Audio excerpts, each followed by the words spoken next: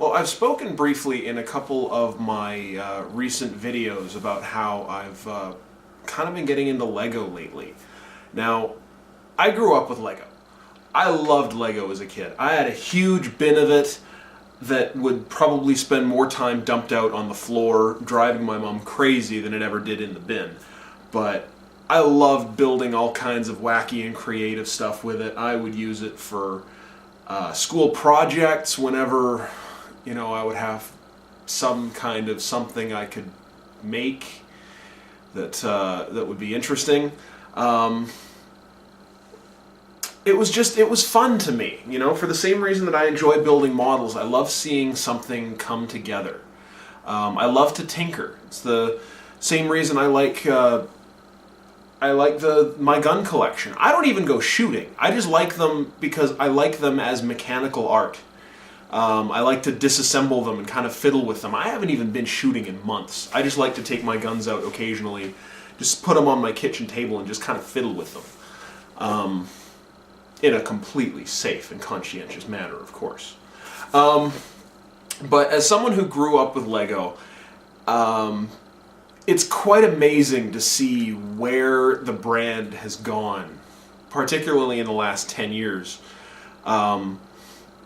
Like the stuff that I built when I was a kid, I've kind of gone through 3 phases of Lego collecting. There was the kid phase, where you just buy a set, you build it once, you play with it for about a week, and then it just gets destroyed, dismantled, thrown into a pile with all the other stuff, and just gets added to the overall mishmash of pieces that you have to build other random stuff. Then, in the late 90s, when Lego got the license to do Star Wars sets, I kind of went nuts again, because at the time I was really into Star Wars. And then Episode 1 came out, and well, we won't go into that here. But I did continue building a lot of really just Star Wars Lego sets for 2 or 3 years, ranging from their basic Star Wars sets to some of their Technic sets. They did a Technic kit of the Destroyer droid, the wheel droid from featured prominently in Episode 1, that actually you could roll it up into a ball and roll it along the floor, and it would unfold, and it looked freaking rad. It was amazing. I wish I may still have it somewhere. I remember seeing it about 2 or 3 years ago on a shelf in a closet somewhere. It was entirely operated by rubber bands, though. So, in the 12 or 13 years or so it's been since I bought it, those rubber bands have probably deteriorated to the point where they're probably not very useful anymore. But it was a really neat set, and if I could get my hands on it again and re-band it, I totally would. I would set it up somewhere because it was awesome. Probably one of the best things to come out of the prequel trilogy was the Destroyer droid. Anyway, and then on top of that, they did their Ultimate Collector series, which is still going on to this day. At the time, I think I only did the X-Wing, which was about yay long, give or take, with a fairly similar wingspan. Wings that articulated. You turn a little dial on the back and they open and close via a counterweight system. It was really, really cool the way it worked. Very involved construction. And they also did a TIE Interceptor around the same time. I had both of them and they were both great. Years later, they would go on and do an ATST, which I also had, Darth Vader's TIE Fighter, which I also had. They did a minifig scale version of the Millennium Falcon. If you're not familiar with the minifigs, these are them. So they did a Millennium Falcon that was more or less accurately scaled to figures this size. I never owned it. I never really got a close look at it, but I believe it had a cockpit large enough to fit 4, which is accurate to the set and the ship within the universe. It had, detailed interior, engine compartments and crew compartments and all kinds of funky opening pieces. It's, to this day, I think one of the top 3 biggest, most expensive Lego sets ever made. Up in the thousands of pieces range. But, I kind of ran out of steam on Star Wars Lego, and there wasn't really a lot of other sets out there that I was really interested in. I did always want to get a good castle, but I could never find one that really was of interest to me, and I didn't really want to spend the usually $100 to $120 that they would cost. So it was always kind of just a pipe dream for me. So until about not quite a year ago, I didn't build any Lego really for probably 5 or 6 years. And then when I moved to Alberta, I had originally moved out here for that first job in 2012, but I moved out here pretty much permanently last spring. And I've been listening to a handful of podcasts, high-end toy collecting podcasts, one of which has a more specific focus on Transformers. It's called WTF at TFW. It's hosted by a guy who came from the same town as I did, Victoria. He goes by the name Vangelis. He does Transformer reviews on YouTube. And a rotating cast of additional cohorts. The other one is called Pre-Order 66. But it has a cast of, I think, 5 or 6 guys, and they talk about, it's about toys, like high-end toys. A lot of hot toys, like 1/6 scale figures, and a lot of Transformers and other robots, or as they call them, robots, and a fair bit of Lego as well. And listening to those podcasts kind of got me interested in checking out what Lego's been doing recently. So when I got out here and got settled into a place for a few weeks before I got my apartment, I bought a couple of sets and played around with them, and I really dug them because they've been doing a lot of stuff, like licensed brands that were of particular interest to me. They've got the license to do Teenage Mutant Ninja Turtles. I love the Ninja Turtles. So I bought a couple of those sets. I bought a couple of Lord of the Rings sets. Before kind of discovering the Lego City sets, as well as the modular buildings. I think most of my time on this video is going to be spent talking about the modular buildings because, well, let's just say I could talk about those for hours. I have 4 of them. They're typically, I think there have been about 9 released so far. One was just released within the last 2 to 3 weeks. It's called the Parisian Cafe, I believe. I don't have it yet. I don't know if I'm going to get it. I haven't had a close enough look. I haven't seen any reviews of it yet, so I don't really know if it's going to be up my alley. But the 4 that I do have, I have the Pet Shop, I have the Fire Hall, I have the Palace Theater, and I have the Town Hall. Each of them is anywhere from 2,200 to 2,700 pieces, and appropriately expensive. I'm not going to say how much because I don't know who's watching this that I might be embarrassed by them knowing how much I spend on Lego. Let's just say that I haven't bought one in a while because they are just too expensive. They're a lot of fun though. They take several days to build. The first one I bought is the Pet Shop. It's done in 2 separate buildings. There's the Pet Shop itself, which the ground floor is a small, obviously a pet store. The second and third floor is a small apartment with access from the street. There's a little stairway you can walk up, and there's a kind of a living room on the ground floor with a little kitchenette, and then a second set of stairways up to a small loft which has a bed in it. It's a very attractive, very cute little build. Very neat. The bed was a lot of fun to make. It was very creative the way it was made. The facade on the front of the building is very unique. Has some interesting, some windows and some flowers out front. But the front of the Pet Shop itself, the ground floor level, actually has the word pets written in brick. Not with a sticker, but made with individual bricks and tiles. It's really quite amazing. That was the first one that I bought and built. But the second half of it is just a small 3-level, kind of a brownstone style apartment.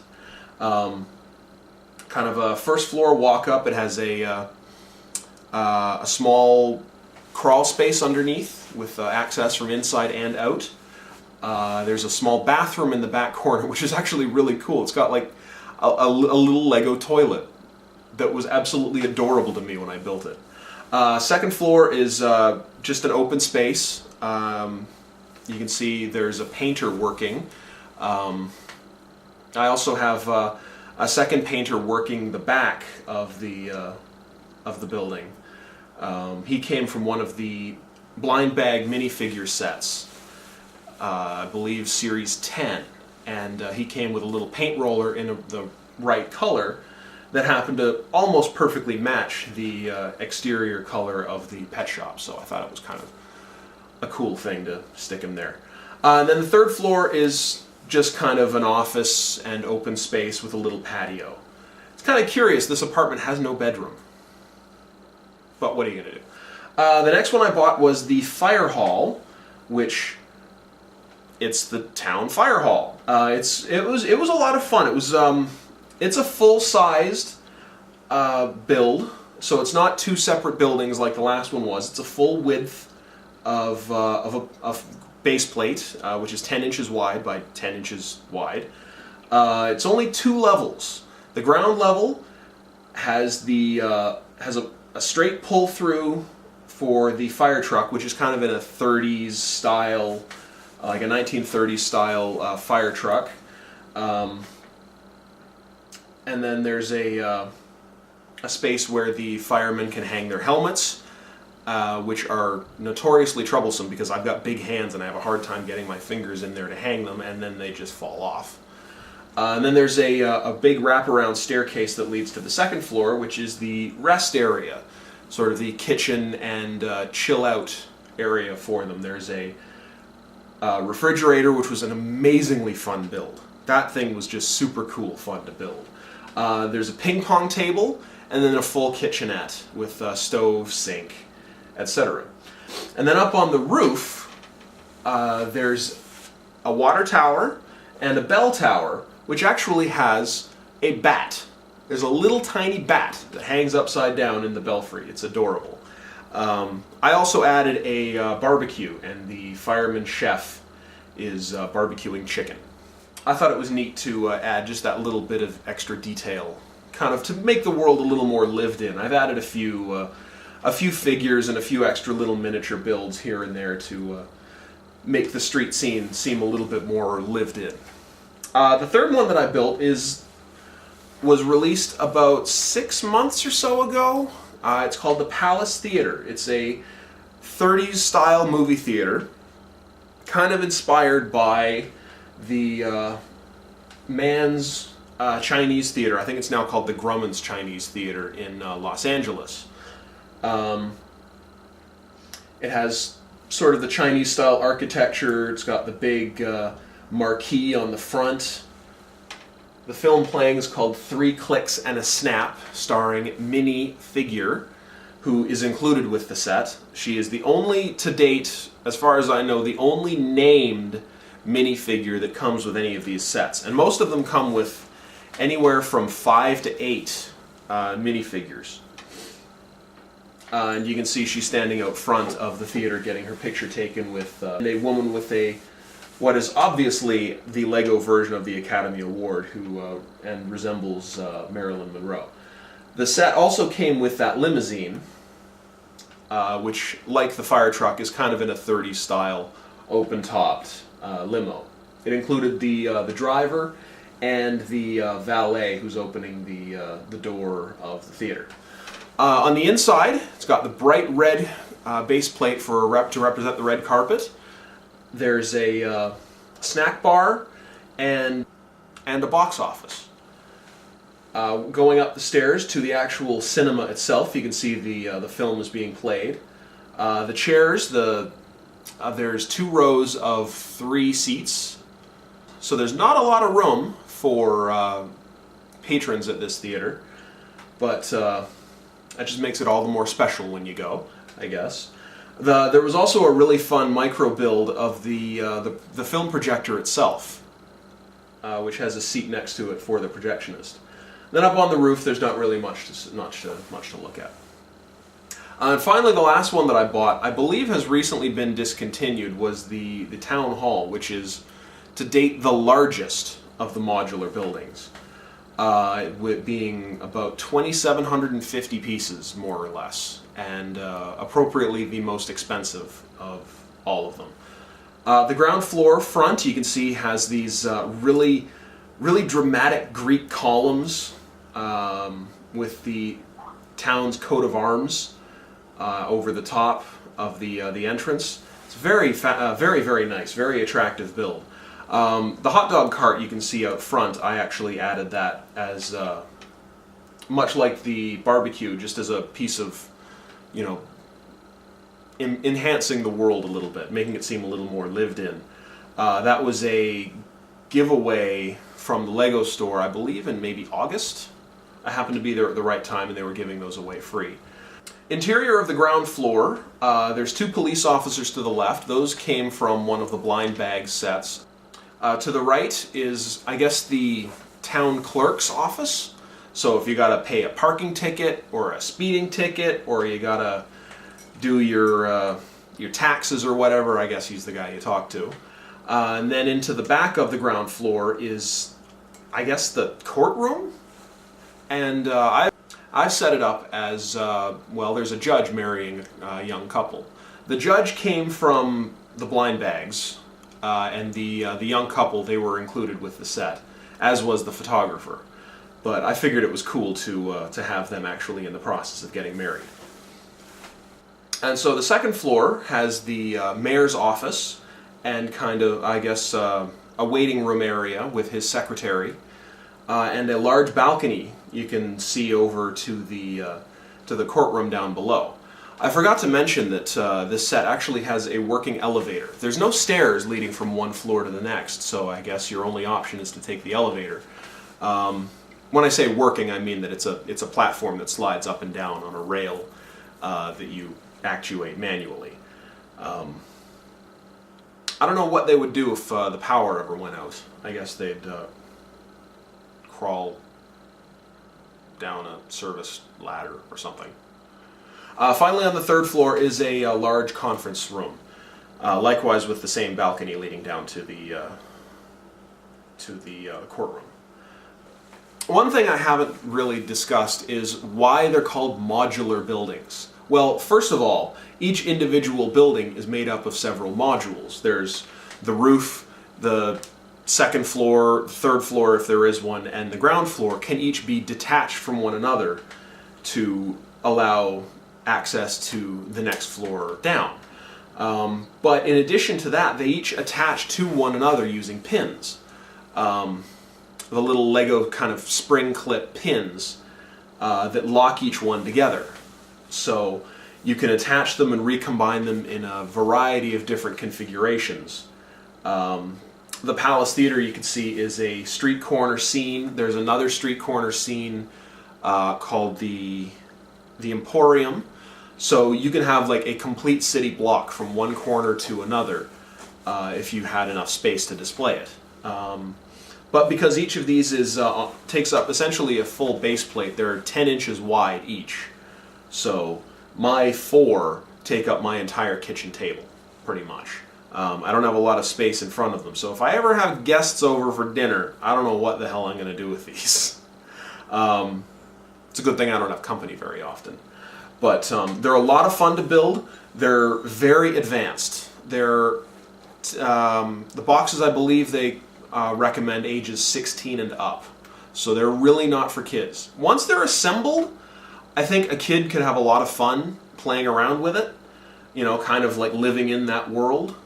But for actual assembly, no, absolutely not. I would not recommend that a kid futz around with one of these. It's way too advanced. 16 and up, I would definitely agree, is about the right kind of age bracket for this. So that said, now that we've had a look at some of my more advanced stuff, I'm not just crazy about the modular buildings or the Lego City. I've kind of gone nuts for a lot of different varieties of Lego. First of all, I did finally get my Lego Castle. This is the most recent King's Castle that was released about a year or so ago. I forget how many pieces, around 800. Like the modular buildings, it can be recombined and reconfigured in a variety of different ways. The central gate tower and the two turrets on either side, and then the rear tower and rear side walls can all be detached and rearranged in quite a few different arrangements. And if you have more than one of these sets, you can build a pretty impressive fortress. In addition to that, there's another set called the Gatehouse Raid, which can be added to it in much the same way. It has the same two pins that can snap it into place. I didn't attach mine specifically with those pins. I just kind of set it on the side wall to make it look like, it was maybe to imply that there was a village behind a greater wall that we're not seeing, and the castle itself was just kind of the front of the overall fortified city. In addition to that, Lego last year they introduced a subline within their city series called Coast Guard, and I couldn't stop myself from buying the entire series. The largest is one of their big ships. Uses a single piece hull that does actually float. It was really neat when I saw it in a box, but then I saw a built example of it in a Lego store, and I saw the little ROV that it comes with, and I had to have it. I bought it right then and there. It was just too cool. And it was a lot of fun to build. There's also a little helicopter that comes on the deck of it. There's also a larger search and rescue helicopter that I have sitting on top of my lamp, as you can see. Just to kind of get it off of the table, make it look, kind of imply that it's flying.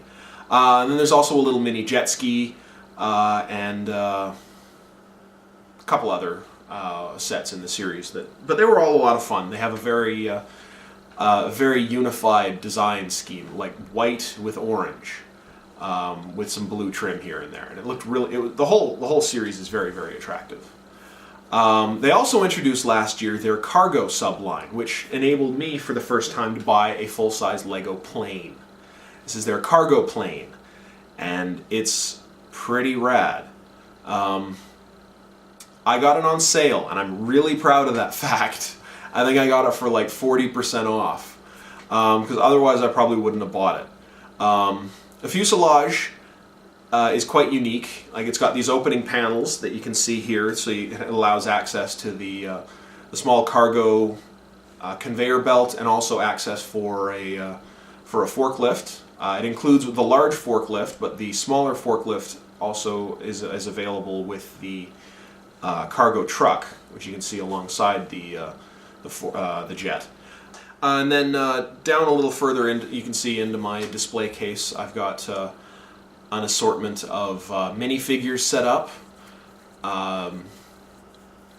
as well as a variety of other odds and ends, including one of the most unexpected sets I never thought I would ever see done in Lego, the Back to the Future DeLorean with Doc Brown and Marty minifigures.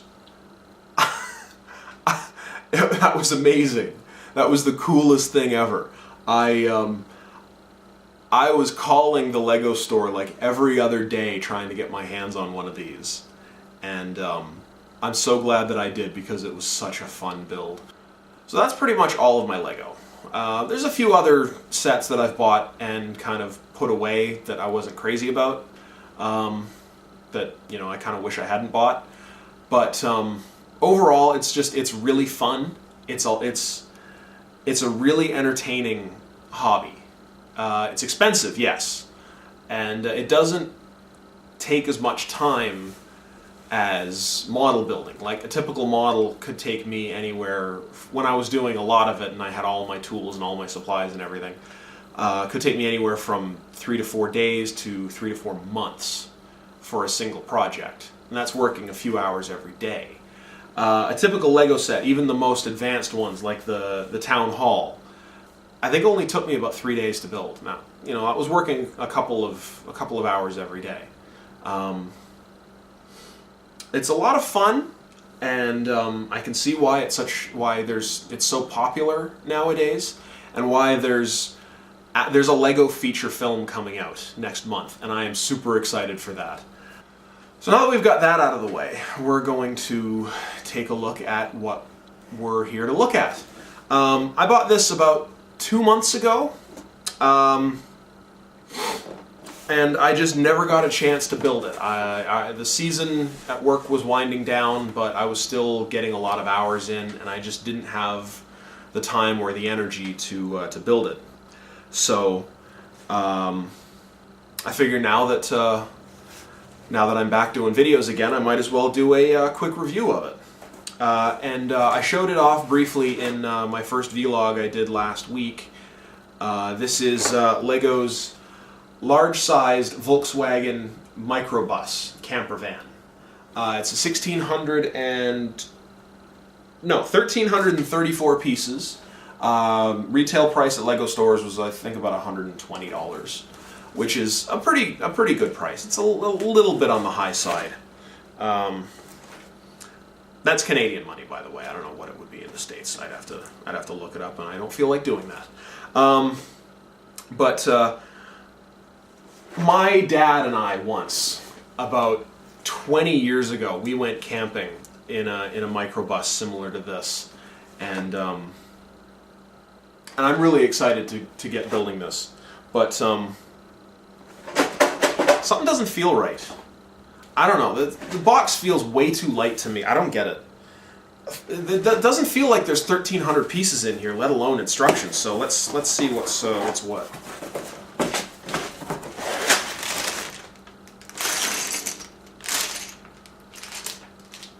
What the hell?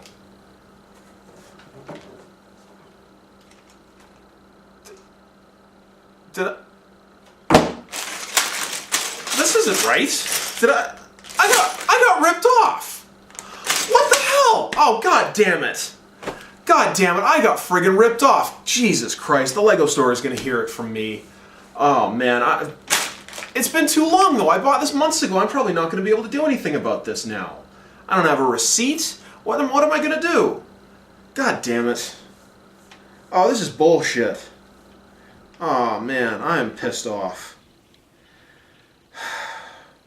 Wait a minute. What's all this on the floor? The hell? Where'd this all come from? What the hell? Who left this mess here? God damn it. How about that? I guess it all fell out on the floor except for the little one. So, we're going to do this in 2 videos. We're going to take a closer look at my building method in the next video, as well as what comes in each one of these little baggies. So do stay tuned for that. It'll probably be up in a day or so. I'm not going to do this all up at once, because this is gonna take me a while to build. So like I said, do stay tuned for that. Thank you everyone out there for watching, and happy modeling.